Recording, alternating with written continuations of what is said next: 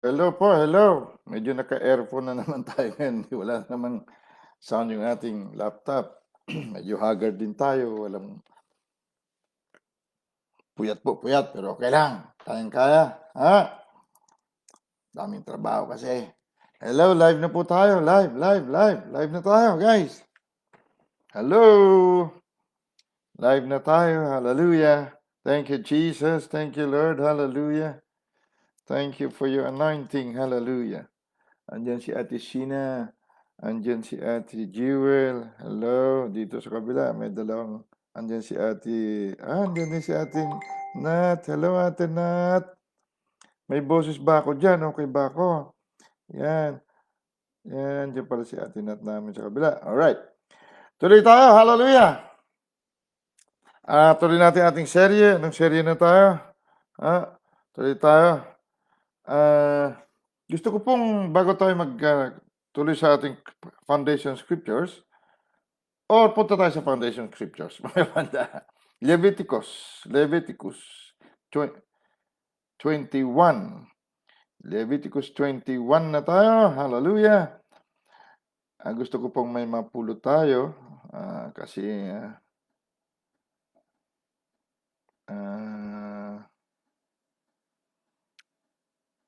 ang Kristyanismo po na totoo ay isang, kumbaga, mahalagang perlas.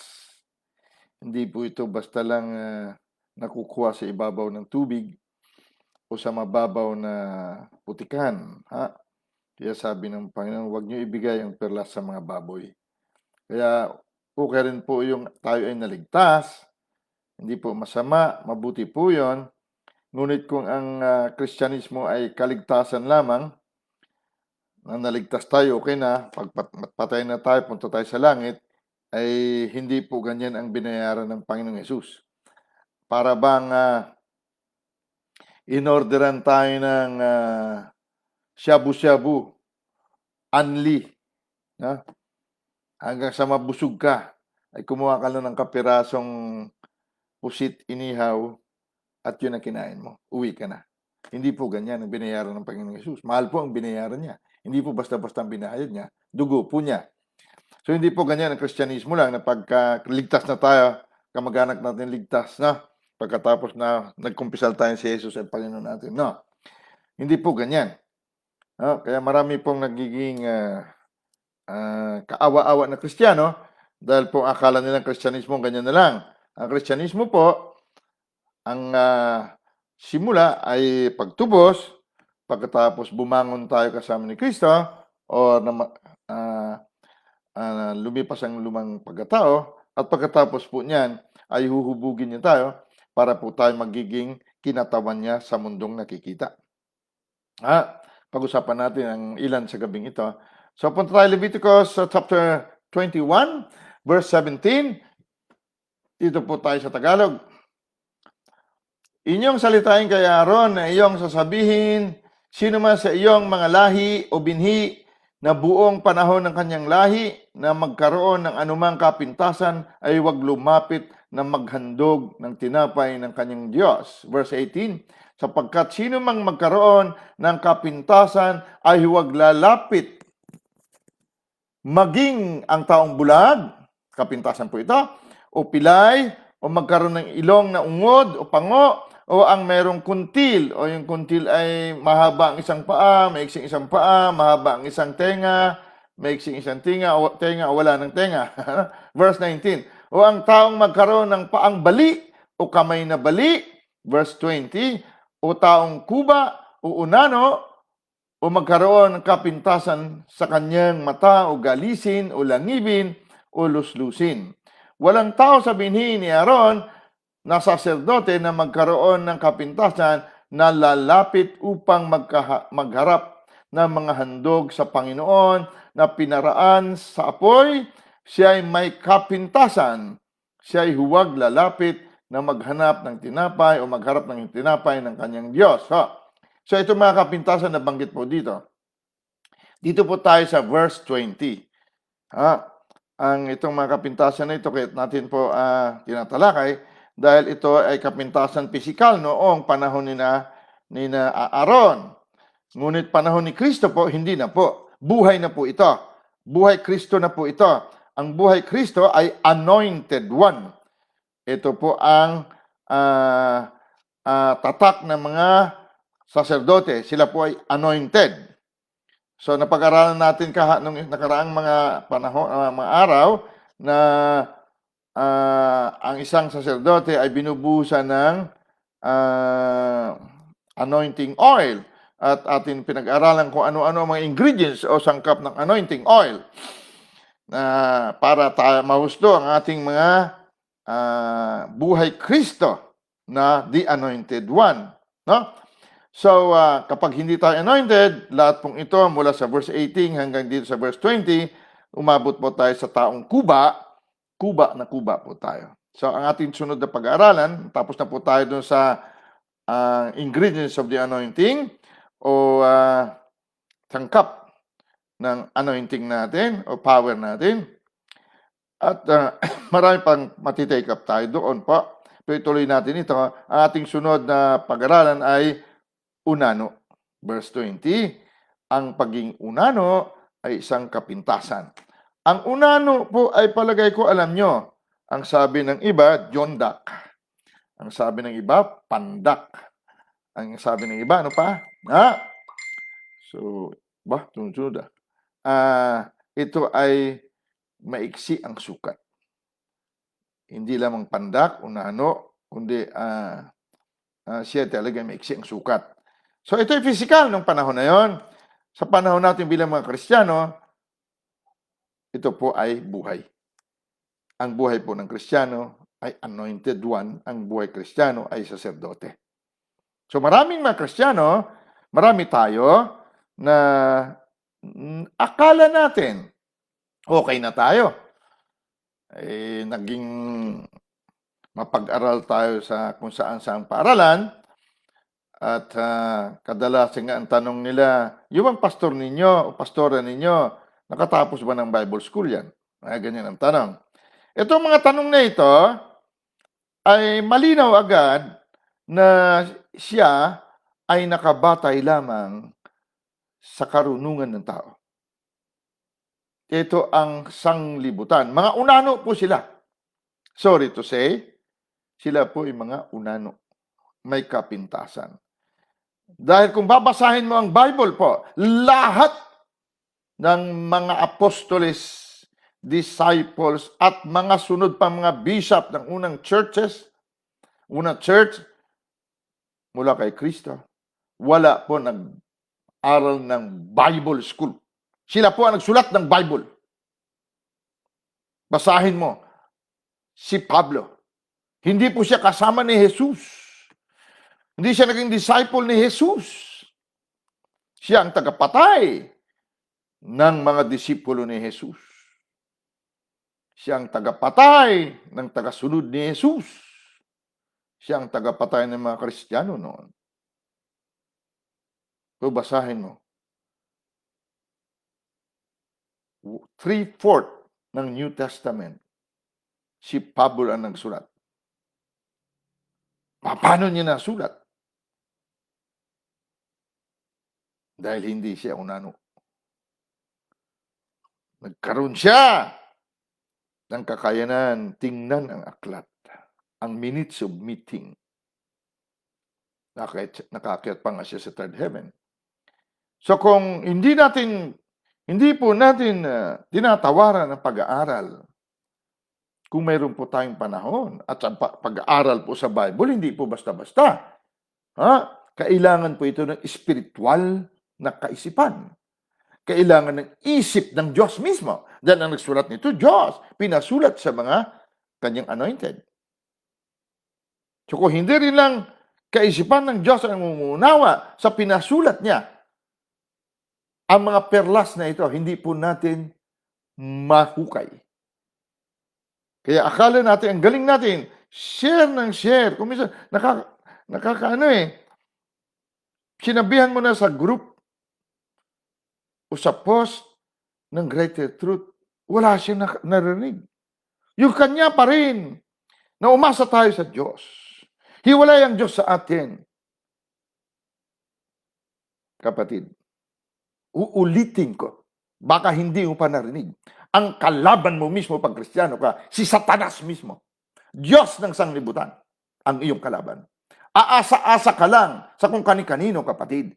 Papatayin ka niya. At kasama ng sambahayan mo. Baka makuha mo sa reliyon, patali-talino si Satanas, kapatid. Baka hindi mo kilala si Satanas. Siya po dati ang light bringer ng Diyos na kataas-tasan. Nung siya si Lucifer pa, ilaw. Pag nakita mo si Lucifer, nakita mong ilaw ng Diyos. Hindi basta-basta ang kalaban mo, kapatid. Anointed cherub. May mga hawak na mga kerubin. Ngayon naging demonyo.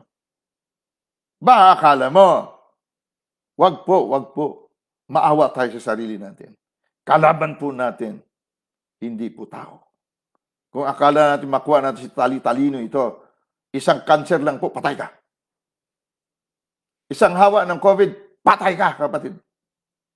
Tapos sasabihin ng pastor mo, sabihin natin, ang Diyos ang nagbigay, ang Diyos ang kumuha ng aking buhay. Iyan ang mga jundak. Kaawa-awa na Kristiyano. So pag-aralan po natin ang mga unano. Punta tayo uli sa ating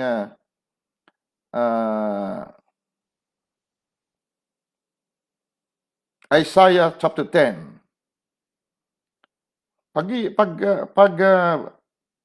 Pag-uulit-ulitin po natin ito kasi maraming Kristiyano, 90% siguro ng Kristiyano, hindi nila alam ang salitang anointing.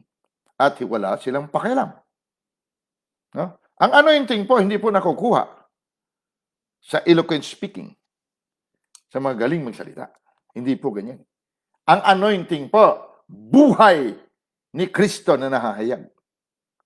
Hindi po ito nakukuha sa magandang pananalita, magandang ugali. No. Demonyo po ang kalaban mo. Hindi po tao. Hindi po siya kalaban ng Diyos. Tinalo na siya ng Diyos. Ikaw ang kalaban niya. Pero kung ayaw makinig, mamaya pos ka uli. Patungkol sa kung saan sa mo pinagkukupya. Basahin mo ang Bible mo. At alamin mo kung sino ka. Dito, Isaiah chapter 10, verse 27. Basahin ko sa King James Version. Baka ngingiti-ngiti tayo, no, iismid-ismid tayo sa mga turuan na ito, kapatid. Pag nandyan ang demonyo, sabi ko sa iyo. Pag nakita mo naghihingalo, ang mahal mo sa buhay, sisigaw ka, bakit kami pa? Baka hindi mo pa naranasan, kapatid. Kaya tinuturo natin dito para wag nyo danasin, kapatid. Huwag tayong yayabang-yabang. Si Satanas po, hindi natatakot sa siga. Never siya natatakot sa matatalino. Takot po siya kapag ang anointing mo ay dumaloy. Isaiah 10:27. And it shall come to pass in that day that the burden shall be taken away from off thy shoulder.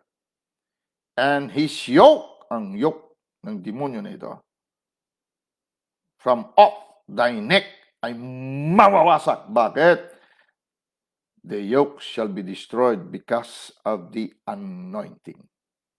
Ang yoke po, nagpapakuba sa tao, pumapatay sa tao, ginugutom ang tao, ninanakawan ang tao, winawasak ang tao.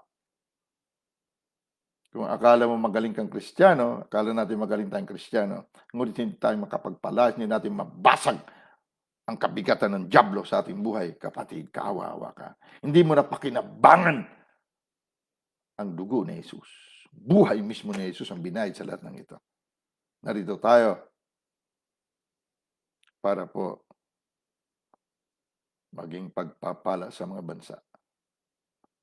Pero paano tayo maging pagpapala kung tayo mismo ang umaasa na pagpalain? Father Almighty, hallelujah, turo niyo po sa amin sa gabing ito na kami ang nakikitang ikaw at ang buhay namin ikaw. Kami ang ilaw ng sanglibutan. Hindi kami may ilaw, kundi kami mismo ang ilaw ng sanglibutan. Hindi kami may asin lamang. Kami mismo ang asin, lasa, preservative, abuno, at sumasansala ng lahat ng kabulukan sa mundong ito. Dahil kami ang nakikitang ikaw. Dahil ang aming buhay ay ikaw. At kami ang iyong buto at laman. Kaya Ama, Daddy, Aba, ibuhos niyo po ang dapat ninyong ibuhos sa gabing ito at tatanggapin namin na may kasiyahan sa puso.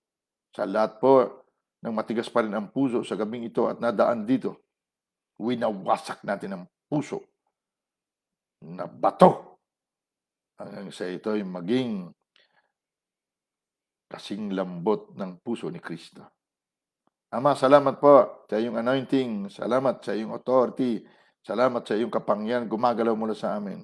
We bless you, we honor you. Almighty great I am, our Father, sa pangalan ng aming katuwiran, aming buhay, at aming katauhang si Kristo Jesus. Amen. Angels of God, we dispatch you in Jesus' mighty name. Go forth, guys. Hallelujah. Sabi dito sa verse 27, lahat po ng kabigatan ay nawawasak dahil sa anointing. Hindi po sinabi nawawasakin ng anointing ang kabigatan. Hindi po ganyan pagkasabi. Basahin niyo mabuti. Ang ibig sabihin ng the yoke shall be destroyed because of the anointing, para pong ganito.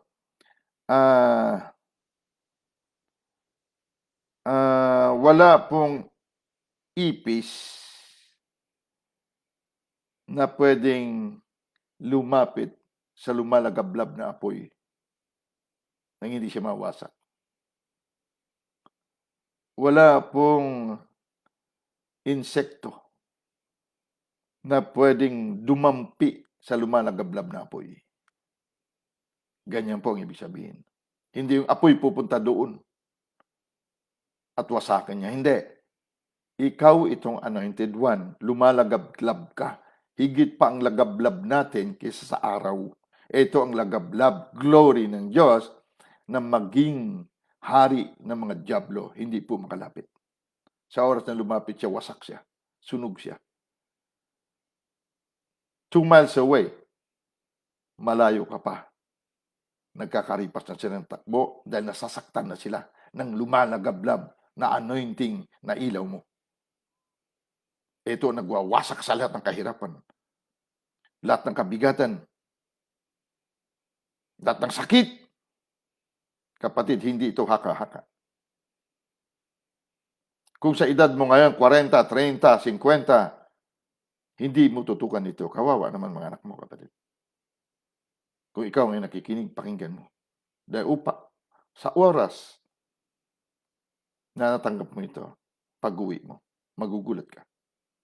Buong sambahayan mo, nagugulat ka. Bigla na lang, lumaya sila lahat. Sa lahat ng gapos, kahirapan, sakit man. Hindi po ito usapang reliyon. Ha? So, tingnan natin. Ano ang maraming ibig sabihin, ano ang unano? Unano. Tumbukin natin ang pinaka mahalaga na meaning ng unano. Punta po tayo sa Ephesians chapter 4. Ephesians chapter 4. Pakinggan niyo po mabuti mga Kristiyano. Please, please. Hindi po kami nagtuturo dito para lang kayo ay insultuhin o para tayo ay agawin sa kung ano ng doktrina. No, tinuturo po namin dito libre para po lahat tayo managumpay at mapakinabangan ang dugo ni Jesus. Ha? Tingnan po natin. Ano ang unano? Ephesians chapter 4.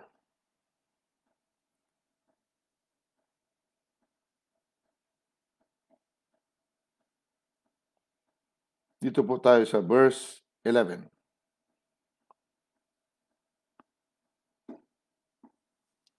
At pinagkalooban niya ang mga iba na maging mga apostol at mga iba'y propeta at ang mga iba'y evangelista at ang mga iba'y pastor at mga guro.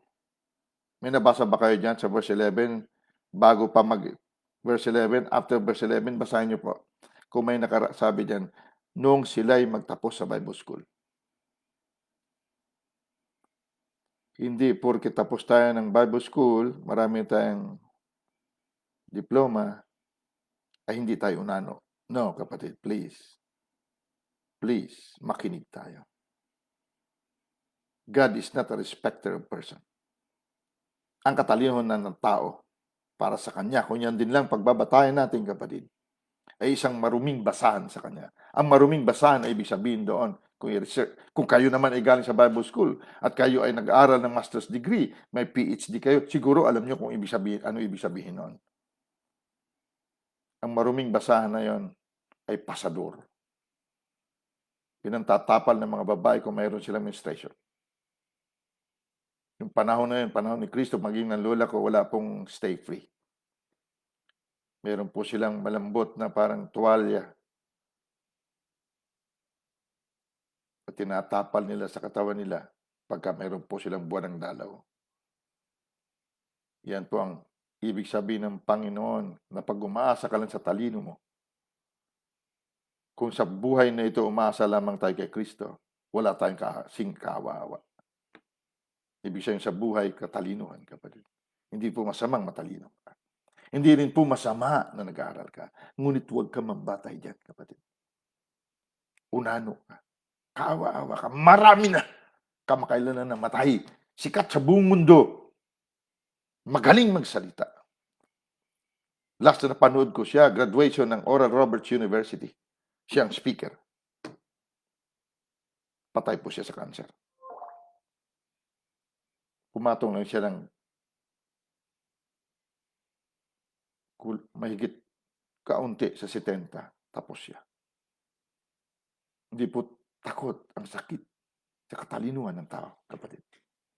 Maraming doktor, mga siyentipiko, namatay din po sa sakit. Please, makinig, kapatid. Ang kalaban natin, espiritu. Ang kalaban natin, diablo. Pumapatay, hindi mo nakikita. Pero nakikita nila, hindi natin nakikita. Pag umalingaw-ngaw na ang mabuting balita mula sa puso mo, dinig nila na parang bomba. At may kasabay itong ilaw na malayo pa sila pag tinamaan sila. Para silang sinusunog sa impyerno. Makinig, kapatid, makinig. So, hindi natin tinutuligsa dito ang mga nagtapos. Marami sa atin nagtapos din naman, kapatid. Ang ibig ko sabihin, etong psychological mind natin, kapag ito'y nagpasakop sa spiritual mind natin, magagamit talaga natin yung pinag-aralan natin. Ngunit may anointing.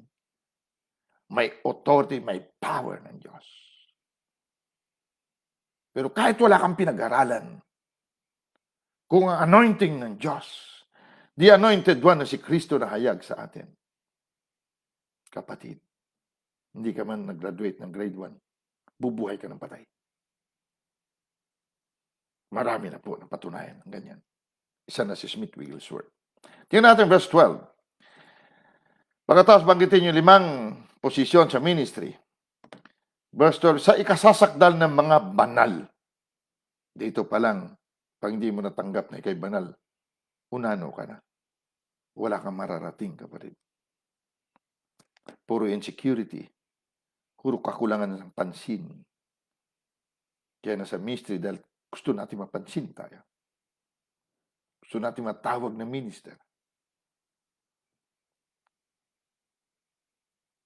Ito'y lahat ay mga ego, pride, carnality. To be carnally minded is death, but to be spiritually minded is life, zoe, and peace. God. Sabi dito, teka sa sagdal ng mga banal, sa gawaing paglilingkod for the work of the ministry. Ilan-ilan pa lang po ito. Hindi natin talakayin lahat, na? Pero puntahan natin ang pinaka.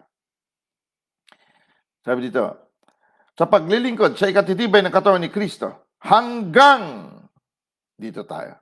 Sa abutin natin lahat ang pagkakaisa ng pananampalataya at pagkakilala sa anak ng Diyos hanggang sa lubos na paglaki ng tao. Hanggang sa sukat ng pangangatawan ng kapuspusan ni Kristo. May sukat po ang pangangatawan ni Kristo. Pag hindi natin narating ang sukat na ito, unano po tayo. Hindi natin marating ang kapuspusan ni Kristo. Hindi natin marating ang binanggit ni Kristo sa kanyang mga disipulo bago pa sila maging apostoles. Humayo kayo. Habang humahayo kayo, ipangaral ninyo ang mabuting balita ng kaharian at bumuhay kayo ng patay. Magpagaling kayo ng ketong. Ibig nyo sabihin, ang pagalingin ninyo ay yung mga sakit na hindi kayang pagalingin ng siyensya. Dahil nung panahon na yon, ang ketong wala pang gamot.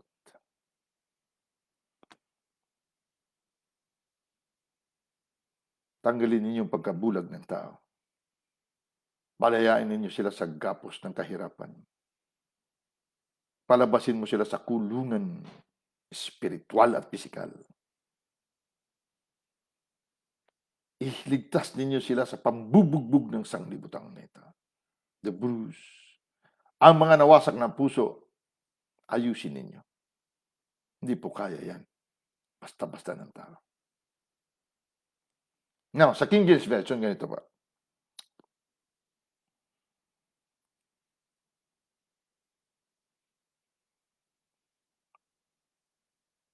Sabi sa verse 13. Till we all come in this unity of the faith and of the knowledge of the Son of God. Knowledge of the Son of God. Knowledge of the Son of God. Unto a perfect man, unto the measure, sukat, of the stature of the fullness of God, of Christ. Gusto ko po maunawaan natin itong knowledge of the Son of God. Hindi po tayo magtatagal dahil kailangan makuha nyo ito. Sabi dito, at ang pagkakilala sa anak ng Diyos. Anak po ng Diyos ang gustong kilalanin. Gusto ko po unawain natin ito mabuti. Dahil pag hindi natin ito na naunawaan, hindi po tayo makarating dun sa sunod ng mga salita. Ang sukat ng kapuspusan ni Kristo na anak ng Diyos. Ang sinasabi anak ng Diyos po ito, anak siya ng Diyos eh. Pero hindi nino man siya makilala hanggat ang gustong kumilala sa Kanya ay hindi muna magsa Diyos. Ulitin ko. Diyos po ito. In order for us to know who God is, you have to become God. Kaya sinabi dito sa verse 12, sa ikasasakdal ng mga banal, dahil Diyos lang po ang banal. Anak ka ba ng Diyos, kapatid? Baka akala natin ang pagkakilala ng anak ng Diyos ay reliyon, denominasyon tinuro sa atin ng ating mga nauna ng mga tagapagturo. Umasa ka lang sa Diyos. Kilala mo ang Diyos. Sumampalataya ka lang sa Diyos. No, Diyos po yan. Ang gusto natin kilalanin ay Diyos po. Hindi po tao. Ang tao sa tao, madaling magkilalanan. Pero tao sa Diyos, imposible yan, kapatid. Dahil sabi na, just my thoughts are not your thoughts. My ways are not my ways. Your ways are not my ways. Or my ways are not your ways. Ang kaisipan ko, hindi nyo kaisipan. Ang pamaraan ko, hindi pamaraan ninyo. So, paano kayo magkakilala? Paano mo siya makilala? Paano mo malaman kung ano ang pag-ibig kung hindi ka man nakaranas umibig? Kaya ang Diyos, para siya maging tao, naging tao muna siya sa loob. Para makita niya ang sarili niya sa labas upang makarelate siya sa mundong pisikal. Ganon din naman, itong mundong pisikal, ang taong nasa pisikal na galing sa Diyos. Hanggat hindi siya bumabalik sa kanyang tunay na lahi, hindi niya makikilala ang anak ng Diyos. Dahil ang anak ng Diyos na ito ay ikaw at ako. Kapag tayo ay Kristiyano na. Hanggat hindi tayo gumamit ng kaisipan ni Kristo na anak ng Diyos, hindi natin makikilala ang anak ng Diyos na ikaw at ako. Ang anak ng Diyos na ito, higit na mataas sa lahat ng kapangyarihan, all power and dominion and might, far above every principality and power and might. Higit na mataas kay Satanas at lahat ng alipores niya. Dahil ang anak ng Diyos na ito, siya ang Chief Executive Officer. CEO siya ng kataas-taasang ama na ama niya. Nakaupo po siya sa kanang kamay ng ama. Ang ibig sabihin ng kanang, hindi upuan basta. Ito ay authority. Pag nasa kanang kamay ka, ikaw ang takapagpatupad ng nakaupo sa kaliwa mo.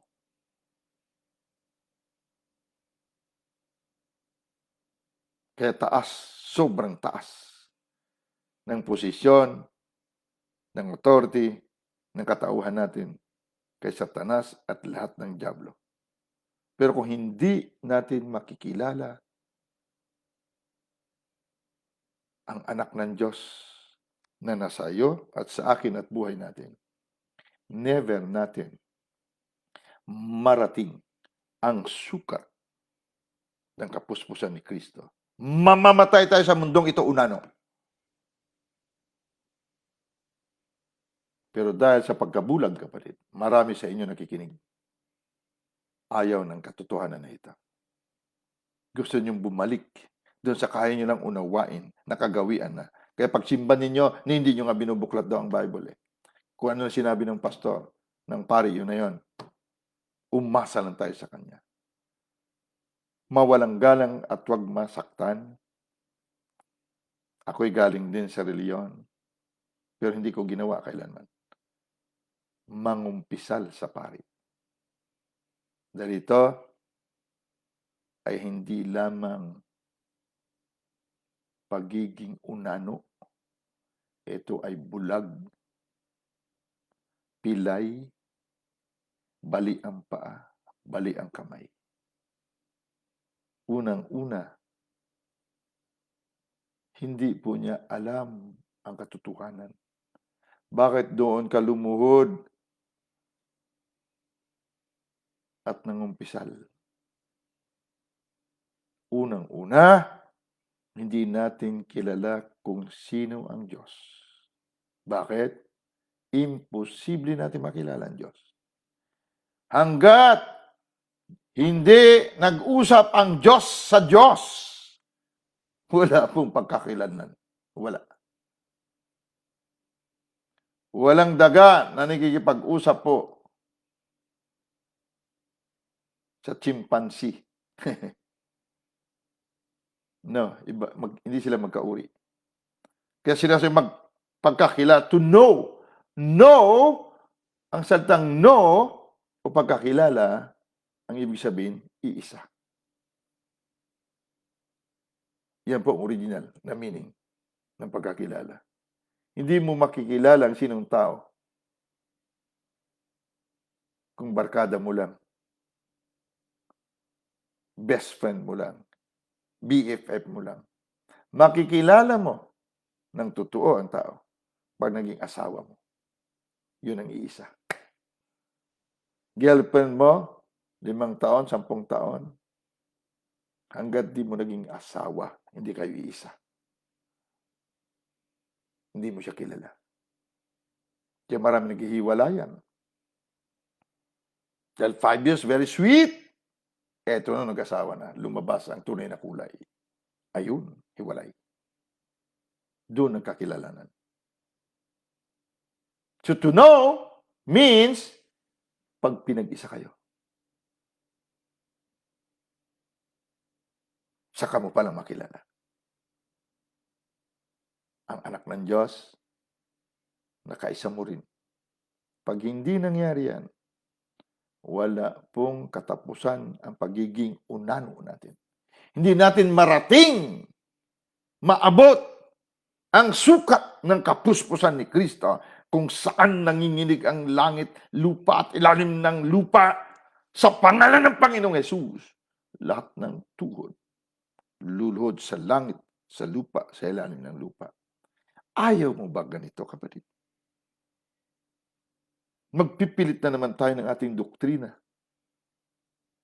na puro kopya kung kani-kanino at puro tao lamang ang nakakaunawa. At sarap na tayo. Bukas makalawa, pag inatake ng dyablo, sisisihin ng Diyos. Yun ang ininsulto ka eh. Pinaringgan ka eh. Ayaw mo na nga mag-preach eh, di ba? Hindi pa si Satanas yung matake. Mga unano, huwag po tayo unano. Hindi natin marating ang sukat. Tingnan mo po dito. Till we all come to the unity of faith. Hanggang sa abutin natin lahat ang pagkakaisa ng pananampalataya. Ano ang unity of faith? Anong pananampalataya? Wala pong pananampalataya na hindi po Diyos. Dahil ang pananampalataya po ay Diyos. Sa mga Old Testament, doon sa kahit Matthew, nung sinabi niya ni Kristo, sabi, Panginoon, bakit hindi namin mapalayas? Hindi sinabi ng Diyos doon ng Panginoon na konti pananampalataya. Ano? Ang sabi ng Panginoon doon, unbelief. Sabi niya, mayroon lang kayo kapiraso kasing liit ng butil ng mustasa ng pananampalataya. Kaya nyo pala paliparin ang lahat ng gusto nyo paliparin. Ibig sabihin po, ang faith na ito na sinasabing good fight of faith, nakabaon, nasa katauhan po ito ng eternal life. Buhay na walang hanggan. Pero kung akala natin, ang faith po ay sinasabi nilang by faith kami. Minsan hindi ko po binanggit yun eh. Minsan, nag-text sa akin ng hipag ko. Nasa Iloilo sila. Nasa Intramuros naman ako.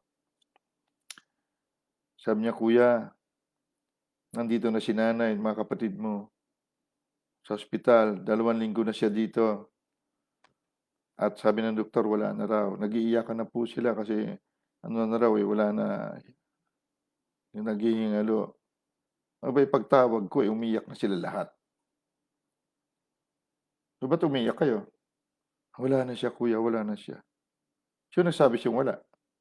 Gusto mo ba talaga matuluyan ang asawa mo? Galit ako eh. Tingkawan ko.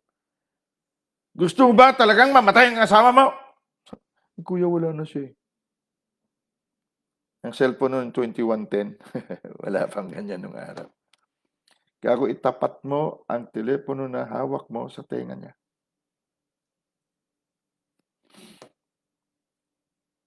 Sabi ko sa Panginoon, Lord, marami kang utang sa akin. Ikaw ang nagsabi. Ang naaawa sa mga dukha, nagpapautang sa iyo. Gusto kong bayaran mo ako. Ngayon, ibalik mo ang buhay ng kapatid ko. Bigla akong sinigaw sa pangalan ng Panginoong Yesus. Bumalik ka! Maya nagising. Hiyawan daw sila sa ospital. Tapos sabi ng kapatid ko, sa ilalim daw siya ng balon. Napakadilim. At nahuhulog daw siya, pababa ng pababa. Napakadilim na balon. Nung malapit na raw siya doon sa pinaka-ibaba yata, biglang may humawak sa kanyang kamay. Hinatak siya pataas. Siyempre, balon. Nung malapit na raw siya sa bibig ng balon, saka siya na may nakita. Yung mahawak daw ng kamay sa kanya, puno daw na liwanag, hindi niya makilala ang mukha. Tapos may nakita siya.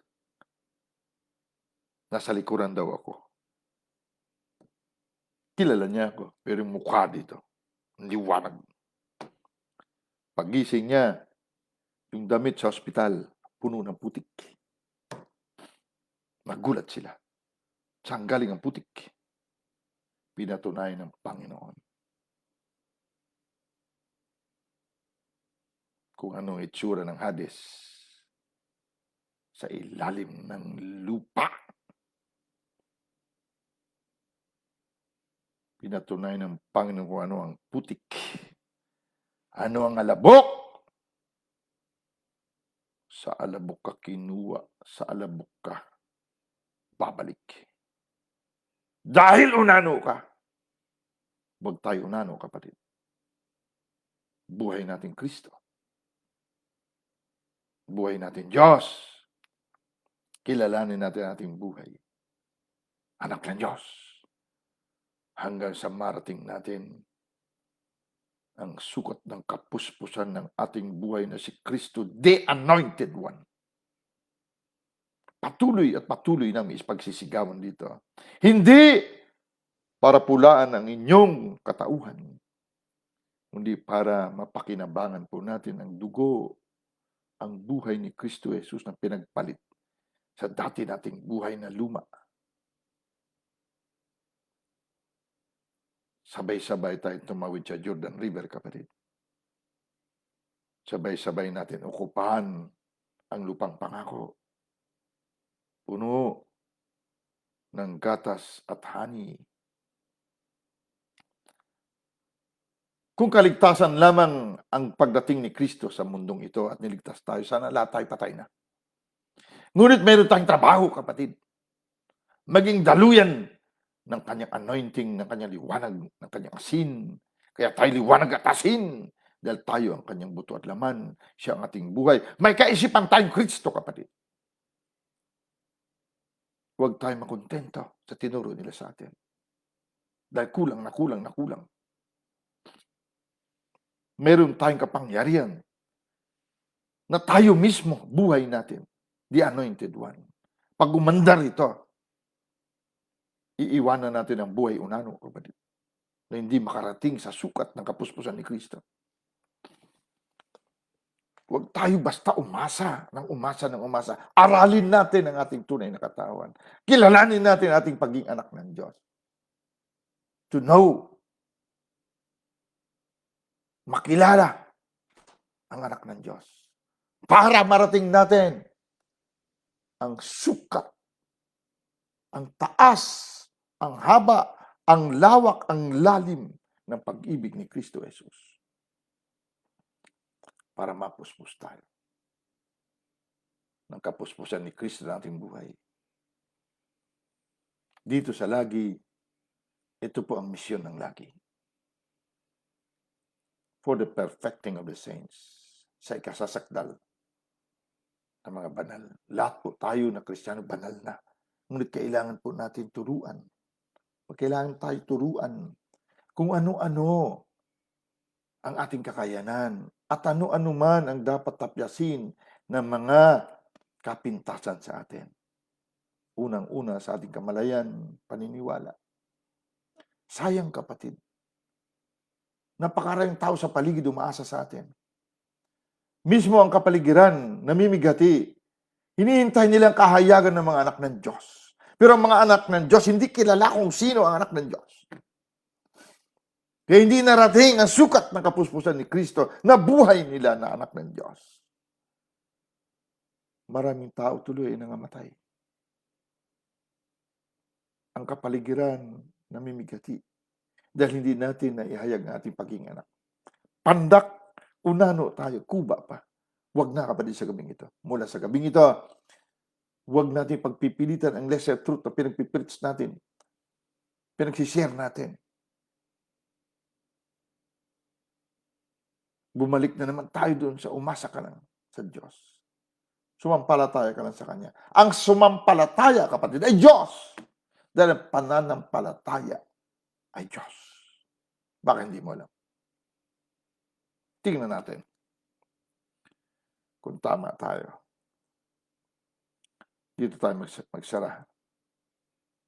Sapat na siguro itong nasabi natin.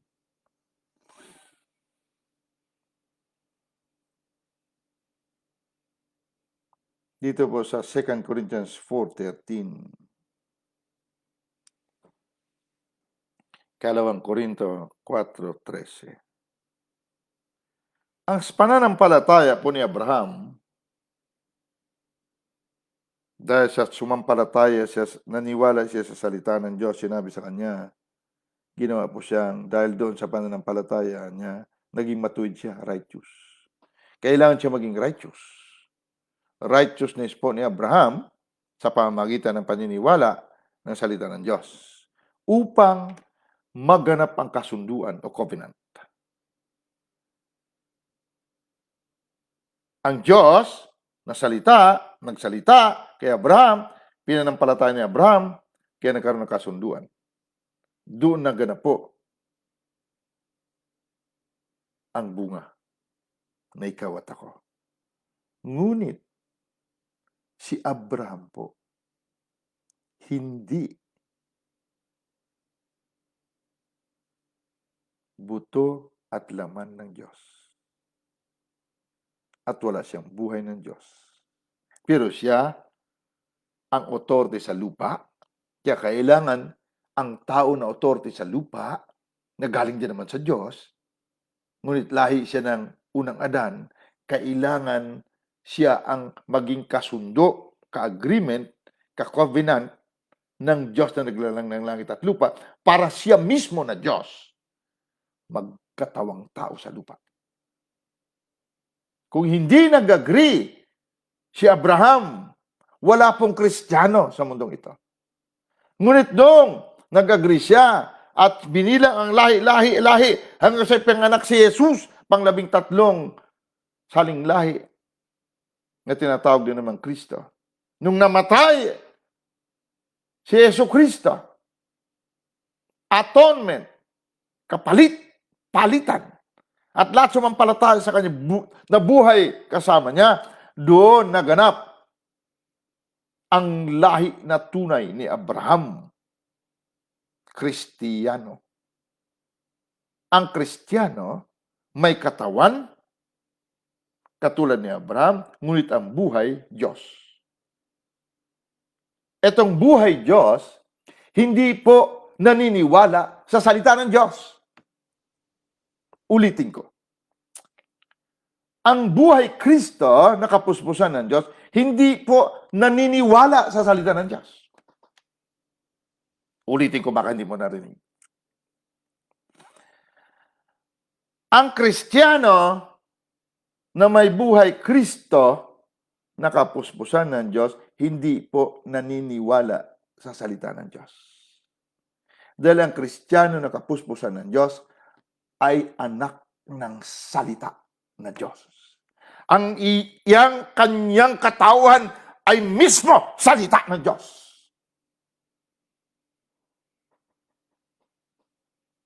Hindi ako naniniwala na ako si Daddy Pastor.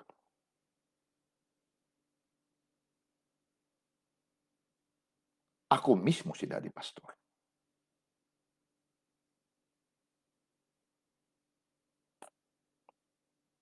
Iba pong naniniwala sa salita. Iba po na ikaw mismo ang salita. Nagkatawang tao ang salita. Palagay ko dapat na tayo mag-graduate sa pagkakilala natin sa sinasabing sampalataya. Dito sa verse na ito, 2 Corinthians 4:13. Ngunit yamang mayroong gayon ding espiritu ng pananampalataya. Ano pong pananampalataya? Espiritu. Spirit. Ang spirit po, katauhan ng Diyos. At ang espiritu po ay Diyos. Na gaya na nasusulat, sumasampalataya ako at kaya't nagsalita ako. Kami naman ay nagsisampalataya at kaya kami naman ay nangagsasalita. Anong salita? Pag nagsisampalataya ang sino mang Kristiyano at ang panampalataya espiritu, sa mga katuwid ang kanyang pananalita. Ang pananalita niya ay salita ng espiritu. Salita ng Diyos. Bakit? Siya mismo ay salita. Kung ang Diyos ay salita at ikaw at ako pinanganak ng Diyos, hindi ba sinabi sa aklat ni Pedro ay pinanganak tayo sa pamamagitan ng salita? Hindi ba't ikaw mismo ay salita? Dito po ang kapuspusan ni Kristo Jesus. Nagsisimula tayo sa rema, na tumusok talaga ang salita ng Diyos sa ating puso. Okay, very good. Pero hanggat ang salita ng Diyos na ikaw at ako ay hindi nakikita sa mundo, hindi pa po natin naabot ang sukat ng kapuspusan ni Kristo. Hanggang sa ngayon, marami sa atin naniniwala lamang sa salita ng Diyos. Kaya umasa tayo sa Diyos. Ngunit ang totoo, kapatid, kung ikaw at ako ang buto at laman ng Diyos na may buhay Diyos, at ang Diyos ay salita sa makatuwid, hindi tayo basta naniniwala sa salita. Dahil tayo mismo ang manifestation ng salita na Diyos. Ang salita nagkatawang tao nanahan sa atin. Iyan ang kapuspusan ni Kristo. Hanggat di natin narating yan, kapatid, unano pa rin tayo. Kuba pa rin. Bulag, pilay. Kaya nagkaroon ng atonement para maganap lahat ito. Marami sa atin ang nakaka-relate ngayon sa salita na ito. Sa pangaral na ito, kapatid, samantalain mo. Hindi man kita kilala, diyan sa area mo, patunayan mo. You are the walking epistle of God. Ikaw ang naglalakad na sulat kamay mismo ng Diyos. Salita!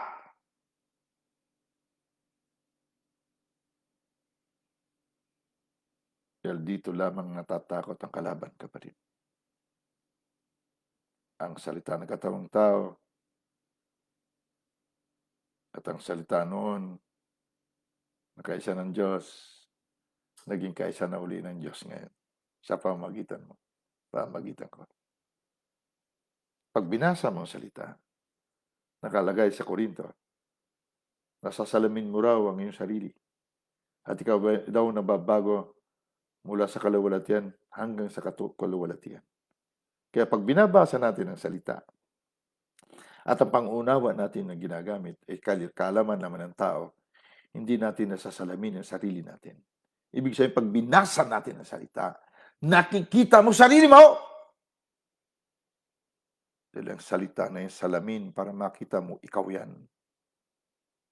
Yan ang hindi unano. Bukas uli, pag-aralan natin, mga sunod pa, kung ano pa, kinuha lang natin ang the best niya na meaning. Amen? Kapatid, huwag mong tawaran ang pagiging Kristiyano mo. Oo, wala tayong natapos. Hindi tayong tapos ng grade 1, grade 6. So what, kapatid? May kaisipan tayo ni Kristo. Kaisipan ng Diyos. May buhay tayo ng Diyos. Buto at laman tayo ng Diyos. Binanal tayo dahil dyan, kapatid. Sumulad dyan. Unawain natin kung sino ang anak ng Diyos para marating natin ang sukat ng kapuspusan ng Diyos na si Kristo Jesus. Marating natin. Biro mo. Huwag tayo unano, kapatid. Marami nangangailangan sa atin. Amen? Father Almighty, salamat po at simple man, ngunit naantig ang aming mga kaisipan, aming mga puso. Marami pa rin sa amin, Ama, taon ng binilang. Ngunit tahimik pa rin. Hindi pa rin may siwalat ang aming tunay na katauhan na ikaw. Kaya sa gabing ito, Ama, hilingin ko uli sa iyo, sa mga nakinig, na isiwalat nila sa langit, sa lupa, sa ilalim ng lupa, ang tunay naming pagkatao. Nakapuspusan mo na si Kristo Jesus. At ang pananampalataya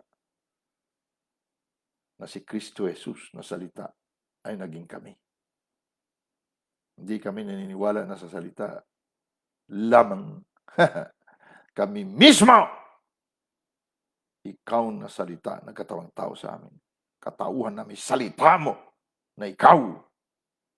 Kaya lumakad kami sa mundong ito.